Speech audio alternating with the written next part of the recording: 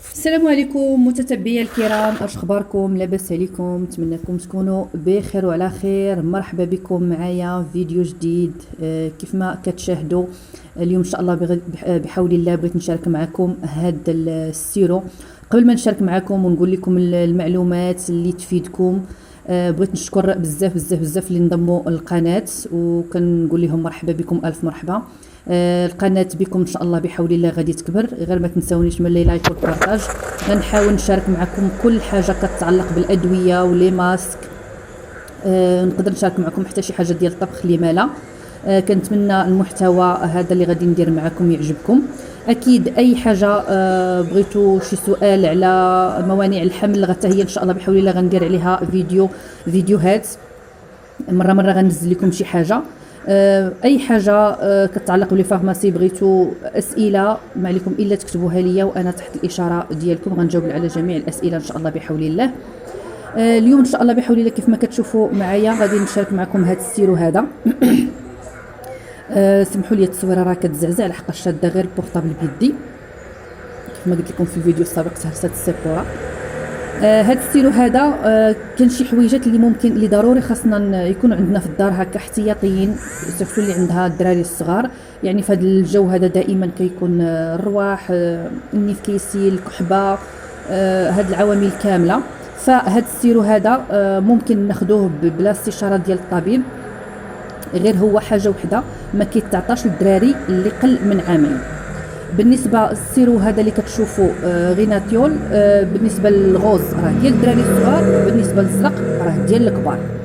بالنسبه للغوز قلت لكم ما كيتعطاش للدراري اقل من عامين الا بعد استشاره طبيه اللي كيكون اصلا الطبيب كتبوا في لوردونونس، مي غالبا كيتعطى الفوق عامين.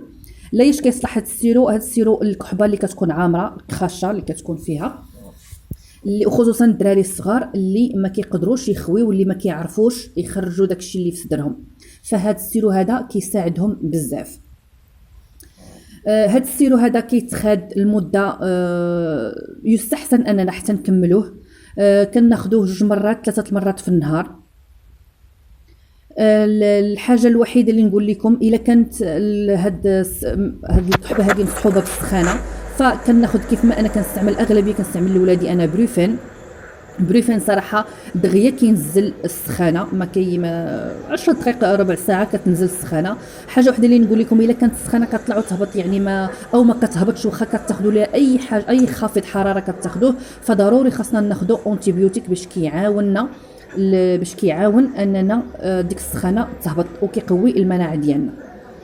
غير هو حاجه اللي كنصحكم بها اللونتيبيوتيك، اننا ماشي غير نديروه يومين و 3 ايام تولي الحاله شويه مزيانه ونحبسوه. اللونتيبيوتيك خاصو يتخاد، لما كملتوش كدوز واحد شهر ولا شهرين كيرجع لكم نفس المرض يعني داك الميكروب كيعزز المناعه ديالو، يعني بحال اللي راه كيتقوى، يعني كيولي ما كيبقاش يعني واخا ديروا له داك الانتيبيوتيك اللي قبل كتولي خاصو شي حاجه اكثر.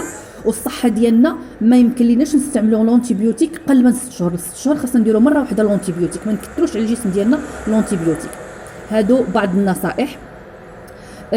بالنسبه كيف ما قلت لكم ان هذا السيرو الثمن ديالو مناسب جدا، كيدير 18 درهم بالنسبه لهذاك الصغير الحمر، الغوز عفوا. بالنسبه للزرق فهو راه ديال الكبار، كيدير الثمن ديالو 30 درهم، وكاين ما كبر منه ب 50 درهم. هما بجوجهم صالحين الكحبه اللي عامره. بالنسبه اللي ما كنصحش به هو هذاك الزرق، بالنسبه للي ديابيتيك فما كنصحهمش بهذا السيرو هذا. حتى هو كيتخاد 3 مرات في النهار الكحبه العامره، يعني كيحاول كيخوي لينا داك الصدر ديالنا من ديك الكخاشه.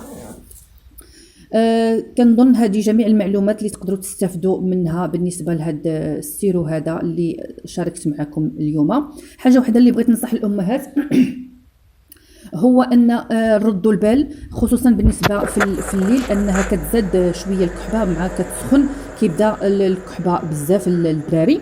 فما فيه مشات لي الهضره. ما فيها باس اننا نديروا مثلا شي سيبو هكا كيسخن، او مثلا ندهن يديا شويه بزيت البلديه ونسخن الصدر ديال الوليد.